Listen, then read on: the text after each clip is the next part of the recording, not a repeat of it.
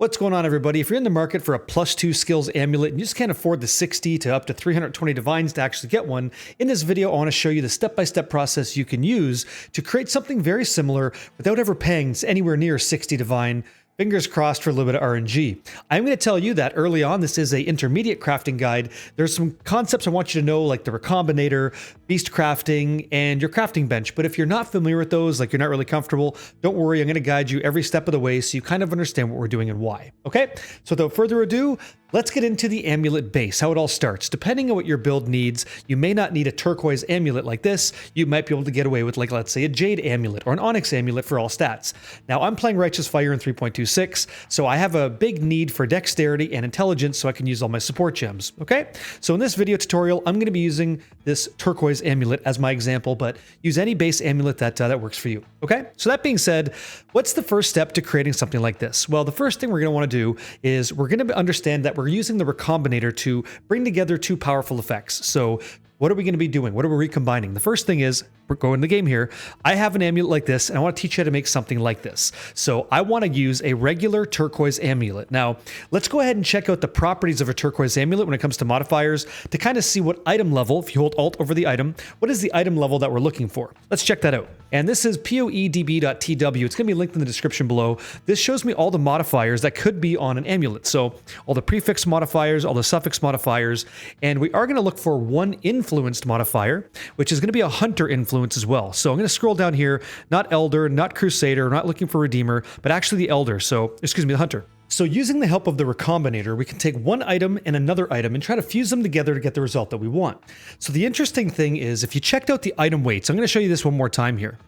If we check out the item weights of what a amulet wants to become, what it's trying to be, you're going to notice that, like, mana is one of the highest rolled modifiers of all time. Like it always is. It's got a very high weight. Like it's always trying to roll mana. And so we don't actually want mana at all in our build. But if we bench craft from our crafting bench, if we bench craft mana and try to bench craft mana plus a different modifier on a Recombinator, 50% of the time we can actually just get +1 all spell skill gems, and then it gets pretty easy after that. Expensive, but easy. So this is what I mean. Check this out.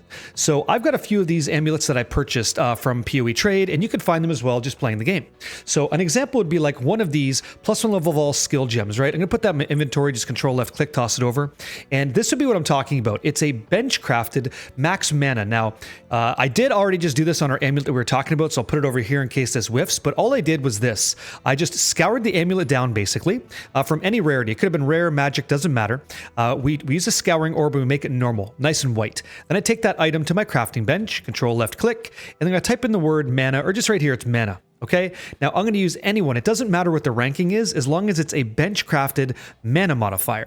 Okay, so now we've got that. It's magical, it's got mana on it, and I also have this rare one that has that +1 level of all skill gems. Let's take this over to the Recombinator, and I'm going to put in the rare one on the left, magical one on the right. I'm not sure that this matters.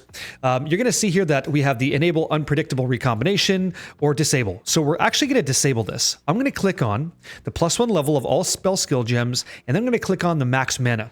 And you're going to see that I've got a 50.53% chance with 8,000 gold, 20,000 dust to make this happen. So this is what I was referring to when I said 50-50. Using the Recombinator, we can combine a +1 mod that we want, all skill gems, and then replace that mana later on in our craft. So let's see if this works. It might brick. Let's find out. Let's recombine and see what happens.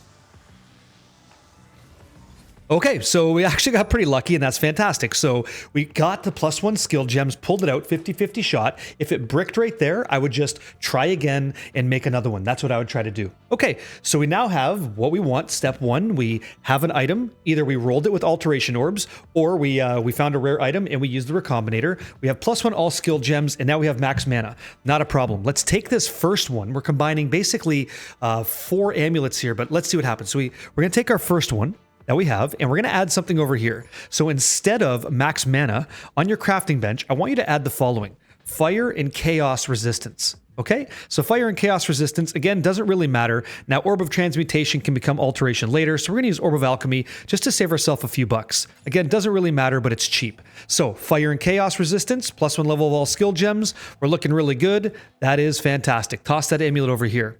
Now, the next one we're going to look for is going to be damage over time multiplier. Now, I will tell you, if you're going to be spending alteration orbs, I think this is the one you aim for. So, using that regex code, just try to target not skill gems. You can if you want, like don't pass by it if you have the opportunity to get it, but just try to get damage over time multiplier, okay? In any tier that you want. Now me, I want tier 1, that's just how it goes. So I'm gonna try to use damage over time tier 1 modifier, okay? And I'm gonna take the 26% because that's what I rolled up. Now, you can use a divination orb to randomly re-roll the number of the tier that you're in, but I think that's also kind of pricey, and I really don't think that's worth it. So I would just take the 24 to 26% and move along with my day. And now, once we have the damage over time multiplier, the next thing we're going to do is in our crafting bench, we're going to type in the word channeling skills, okay? So non-channeling skills have some amount to total mana cost. So I'm going to grab this, and I want this to be -4. So now we have non-channeling skills have -4 total mana cost. Perfect. And then we have this other one that we made that says +1 all skill gems, fire and chaos resistance. We're going to bring these two to the Recombinator, and if we're lucky, we're going to fuse these two bad boys together using the other predictability mode. So skills, damage over time, and you're going to see here, they're going to click in the middle. I want 100% chance to go. It's going to try to combine skills and damage over time. Let's see what happens. Okay, so in this circumstance, we kind of got a little bit bricked. We still have the damage over time modifier, but we lost +1 skills. How do we recover? What do we do? Well, it's really simple, right? We don't got to sweat it. We already know what's up. We know how to remake that amulet now, so we could just go ahead and get a rare one, and we could go ahead and add a mana mod, combine those two to get the base again, bench craft like we just did, and away we go. So let's find out. Let's actually do it. So we have one side of the turquoise amulet all set. We just have to combine that other one. So we're going to go back to our stash here. Now I've already got the +1 skills, but remember the process, right? We could take this and we could take this, which would be an amulet that is at least item level 82. They're both 85 in this case. +1 skill gems, 25 mana. No problem. Let's do that. See if we can't create a new one. Okay. So skill on the left, mana on the right. I don't think it really matters. We're not going to use this. I'm going to choose +1 skill gems, max mana. Again, 50% chance to hit. It's going to cost me 40,000 basically. Dust in this example and some gold, and we recombine go. Hey, recombine successful. Got lucky again. So guess what we do? Since we're looking really nice, let's toss that sucker back in the box. Click this again, 100% chance for success. Couple more dust. +1 skills, damage over time. Please send it.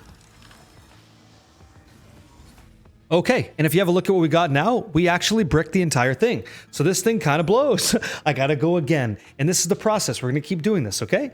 We're gonna keep doing this until we can actually make the thing that we want. Welcome to Recombinator, okay? But this process, believe it or not, is much cheaper than the 16 divine base it would cost you. If, as an example, I wanted to show you, if I was gonna buy a fracture damage over time base and then alternation orb spam on top of that, that's at least 16 divine right now. And if you wanted to spend your own, let's say, fracturing orbs to do this, it's gonna be 8 or maybe 9 fracturing orbs by the time of this video just to get a 1 in 4 shot to fracture the right modifier that you want. Really pricey. So far, we're not spending much at all. You can actually get your hands on some of these turquoise amulets quite cheap. 100 chaos, which is nowhere near a divine, right? And alternation orbs are basically pretty free. You can pick up about 1,000 alteration orbs for 1 divine. So you're still far below market rate and you have a pretty good chance to hit. So let's continue. So I've bricked my amulet so far. Let's continue the storyline here and see what's up. So again, I do have these backups in case we brick today. So I have +1 skills and I've also got damage over time modifier. It's only 25 in this one, but no problem. So my level of skill gems, control left click. This one is going to be fire and chaos resistance. We're going to go for that again. Again, I'm going to be using Orb of Alchemy because it's a little bit more cost effective. And then damage over time, we're going to be tossing in cost, mana cost to skills, negative. And in this case, I'm going to go, again, Orb of Alchemy, super cheap. Done deal. So we're going to take +1 all skills. We're going to take damage over time, back to the Recombinator, hit, hit. And we're going to try to combine this again, 100%. And wish us luck, guys. Let's go for it. Okay, so we actually finally hit it. So it's 25 damage over time. We didn't get the 1 to 26. That would be like mint, mint, mint. All good. So we actually have an amulet we can use. What's the next step? Well, I'm going to take this amulet. It's basically crap, and I'm going to re-roll that later by bench crafting mana if I want to make some more, help a friend out, whatever. So now that we have this, the next step is we're going to be adding more modifiers to this amulet to predictably choose what kind of modifiers we add. And we're going to be adding actually +1 to all fire spell skill gems. That's the next one that we want. And here's how we're going to do that. We're going to take this amulet to our crafting bench, and we're going to be adding in the following. So craft multi-mod, so can have multi-modifiers. So multiple modifiers can have, right, up to 3 crafted modifiers. It's going to cost 2 divine. This is where it gets kind of expensive. So let's do that. So now that we have up to 3 crafted modifiers, this is one of the 3. The next thing we're going to add is prefixes cannot be changed. So pref, P-R-E-F, prefixes can't be changed. Another 2 divine. Perfect. Now our prefixes can't be changed. We've got the multi-mod on there. Now we're going to add fire damage to attacks. Okay, perfect. Fire damage to attacks, 2 orbs of alchemy, done deal. So now this is what your amulet should look like. You've got tier 1 damage over time, or any tier that you're happy with. You've got +1 level of all skill gems. Your prefixes can't be changed, and you have fire damage on the attacks, and you can also have up to 3 crafted mods. You've very well controlled the construction of your amulet, whatever it is so far. You're doing great. Now the next step is a little bit more expensive as well. We're going to take it to a hoarder crafting station, and we're going to type in the words fire. So add remove fire, okay? And this is going to cost us 15,000 wild crystallized life force and 1 sacred crystallized life force. So if you were playing SSF, this is where you'd have to start farming some harvest, but you're procedurally creating the item, so it's fantastic. If you're in the trade league, it's a little bit expensive, but you can actually use Faustus, or you can farm harvest yourself to get these. In this circumstance for the video, I am going to use Faustus, so here we go. My amulet's sitting here. I know I need about 15,000, so I think this is going to cost me 3 more divine in total. So let's see what's up. Go to the currency exchange. I want to get, I'm going to type in the word life force. So life force, perfect. Wild crystallized life force. I want to buy this with some divines today. So I'm going to buy, I guess, 15,000 for 3. That's totally fine. Thanks a bunch. And I'll just wait for this. Okay, cool. Go again. Cool. Excusez-moi. Don't need this. Clean this out. 185. Perfect. Thanks a lot. Done deal. Now I've got my 15,000. Toss this in my stash. Not that I need to. And I also have to get a Sacred Blossom, right? So we'll go back over here. Buy it again. So Sacred Blossom. Oh, excuse me. Sacred Crystallized Life Force. And this is going to go for some amount of chaos. So this is going to be 120 chaos. I did mention it's a bit expensive. This is where that expense comes to you. But like I said, this doesn't have to cost you anything. You could just play the game, acquire these materials, and I actually think the journey's fun, but crafting, knowing how to do this, is powerful stuff. So let's continue. Now that we've got the Sacred Crystallized Life Force, we have all of our purple juice. We go back to the Hoarder Crafting Station, add, remove, fire. We're going to add a new fire modifier and remove another random modifier from a non-influenced item. So the cool thing is our item is not influenced. It's going to add a fire modifier, which is going to be +1 all fire skills because we've added fire skills to attacks. It has to be that thing, and it can't change the prefixes. So there's not really much to worry about here. We're going to go ahead and click craft. And there you go. +1 level of all fire skill gems, +1 level of all skill gems, and tier 1 damage over time modifier. Congratulations, you're looking fantastic. The next thing you can do is remove crafts. I'll actually show you what we're going to do. You have a choice here. You could modify it even more if you want to, or you can just add life. And we're going to use something called a Hunter Influence to see if we can't hit another damage over time multiplier of fire. We'll see and check those weights as well. And then we're going to add that level 30 aspect of the spider skill. So let me show you what's going to happen next. Okay, the step that I would do to kind of make it an amulet that I like, as you'll notice, mine has lightning damage and chaos resistance. That's where mine didn't go the way that I wanted. And this is a bit of the RNG process. You really don't have too much control over this. So the next thing I'm going to do is come over here to the crafting bench, and I'm going to type in remove crafted mods. So like, as an example, crafted mods, right? Remove all the crafted mods. That's going to get rid of up to 3 crafted mods and fire damage to attacks. We don't really care about that. That was just there so we could get the +1 level of fire skill gems. So the next thing you type in is life, okay? And I want 55 life. So I'm going to sit here and spam this until I get my 55 life, okay? That's what I'm going to do. Go ahead and replace. I'm just looking at the bottom there. You can see I'm trying to hit 55, 54, never lucky, 55. Cool. So we finally got it. If I hold Alt, I've got the highest life roll. I've got a almost perfect damage over time tier 1, and it's looking pretty good. The other thing about this amulet is that implicit value doesn't have max dexterity, which is why I want this. So to get that cleaned up, I'm going to go to my stash, and I'm going to grab that 19 and turn it into a 24 with the help of a Blessed Orb. So Blessed Orb changes only the implicit modifier number, which is that top. So click this until we get 24, so we got it in 2. Pretty good.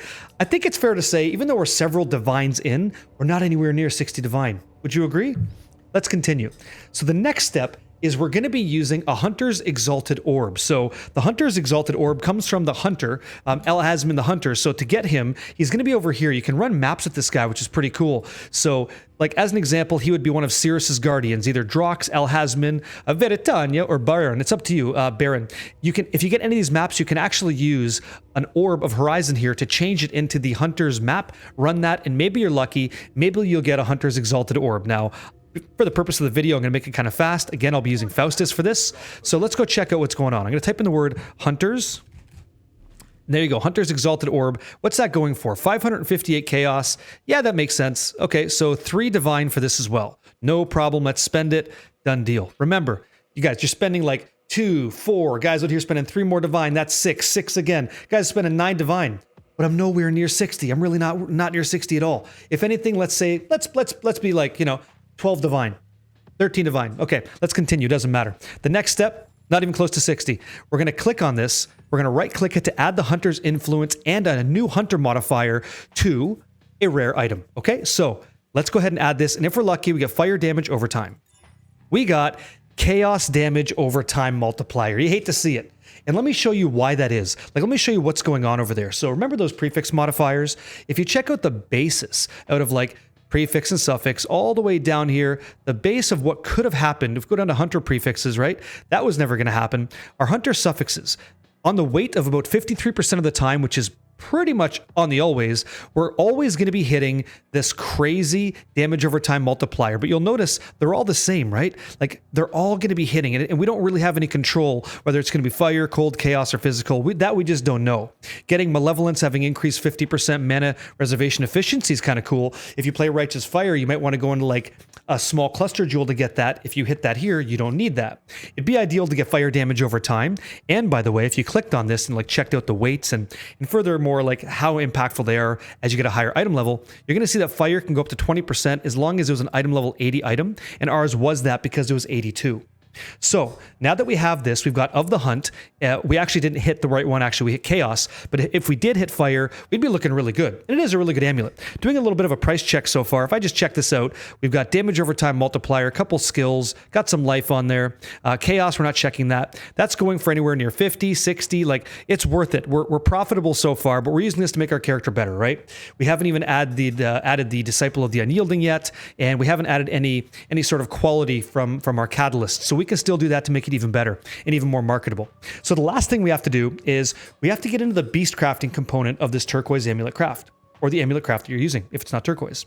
And so beast crafting is actually kind of easy. And so what we want to do is we want to get this aspect of the spider. So do you see? Grants level 30 aspect of the spider skill. To do that, you're looking for these 2 beasts. I've got them prepped already. So one is called the Black Morgan, and the other one's going to be called Venomous, First of the Night. And so how did I get these? Well, if you ran Einhar loves to find beasts and puts them in your menagerie. Einhar is the zoo master, okay? He's the beast keeper. So Einhar missions is how you can actually access Black Morgan, capture it, put it in your menagerie or your zoo so you can use them to make things happen. Same is going to be true for Venomous, First of the Night. But again, if you want to shortcut it, let me show you the trade site and how you can actually acquire these yourself. So going to pathofexile.com/trade, what you can do is, let's go ahead and clear this out.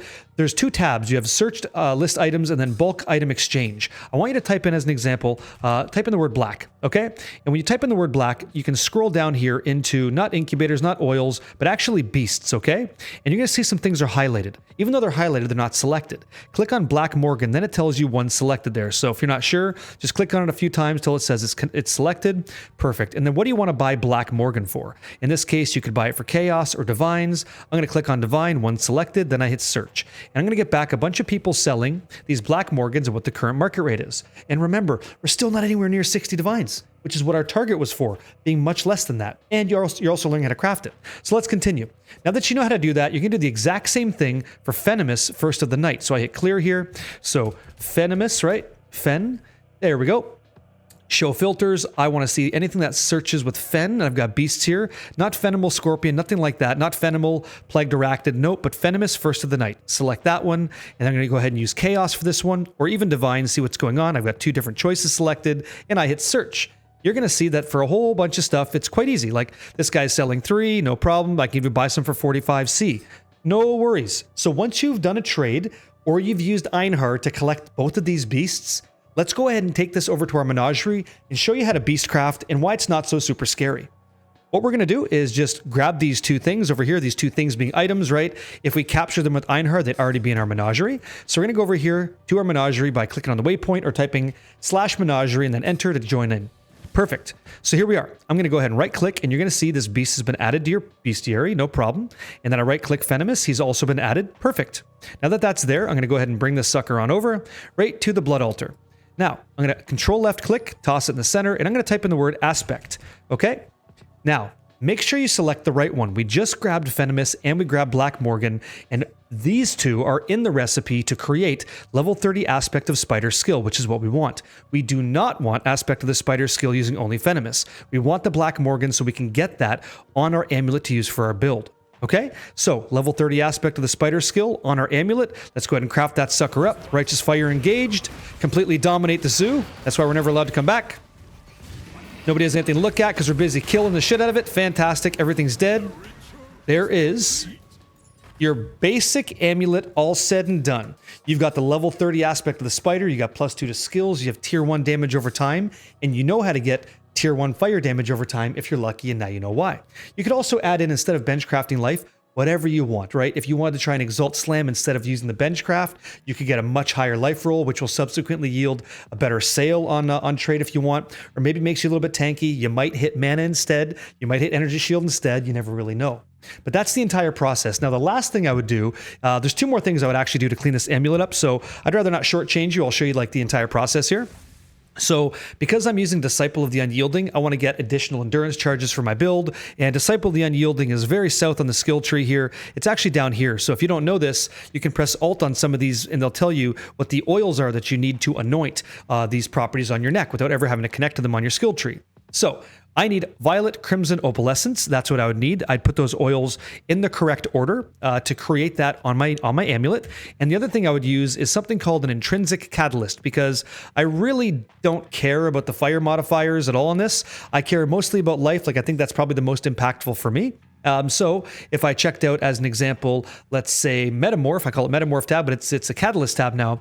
Fertile Catalyst is the one for us because it adds quality that enhances life modifiers. So that's what we would add, and that's what I have added to mine, which is how I got it to 66 life. It just improves it and allows it to get there. So again, couldn't do it this way without the help of Convey and the Path of Exile community. You guys have been great. I really hope that this amulet craft helps you understand how to make it and understand why bases matter and item level matters.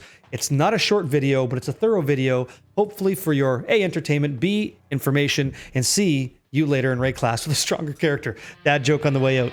Much love. Thanks for watching. I'll see you guys on the next one.